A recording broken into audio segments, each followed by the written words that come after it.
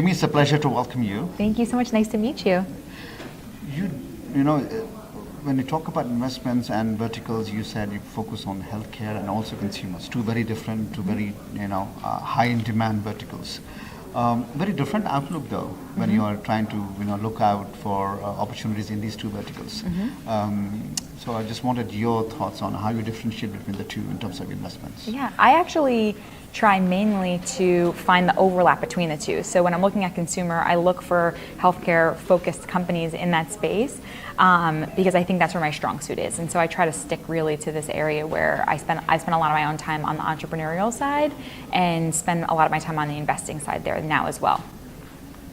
In terms of entrepreneurial opportunities, one has a lot of research involved, a lot of money to be poured in, and it's a long-term strategy for healthcare. Consumers, the long-term strategy is only when you're trying to scale up. So when you're looking again for those opportunities in entrepreneurs, what is the long-term strategy between the two? How do you differentiate? I really look for the overlap, and so I do invest in consumer. I think it's because similar.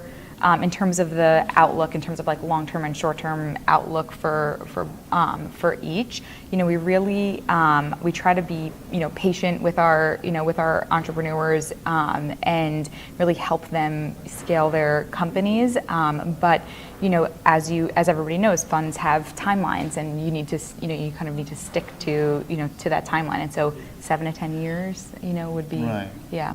Right. I'll come to the women question. Yeah. Most of us who are here at the conference feel that, why do we have to especially empower women? They are entitled to equal rights and everything. Absolutely. So instead of empowering them especially as women, why don't you give them equal opportunity?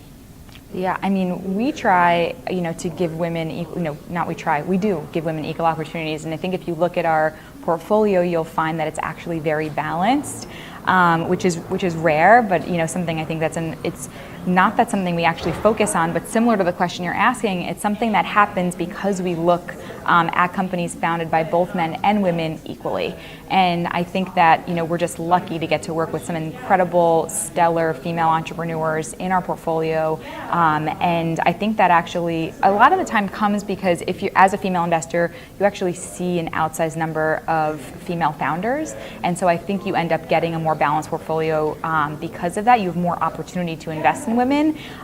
It's something I said earlier in the conference, and something I'll say again. I think that as female founders, we need to be looking for the right investor for our company, not necessarily the right female investor. Because if you're always looking for a female investor, you're going to find that challenging. There's less than 6% female investors total. The number is very low still, improving all the time, thankfully, but still very low. And so my advice for women founders would be find the investor who aligns best to your company, not find just a female investor or just a female that to raise money from. I think that's where the challenge comes in.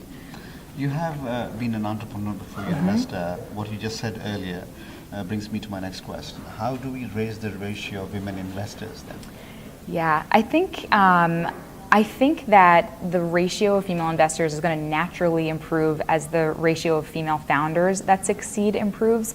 You're starting to see women, who are exiting their companies or who are leaving at least the day-to-day operations move into investment roles. Like me, like Haley at First Round. There's a number of women who are leaving their entrepreneurial roles for investment roles, and I think that's actually.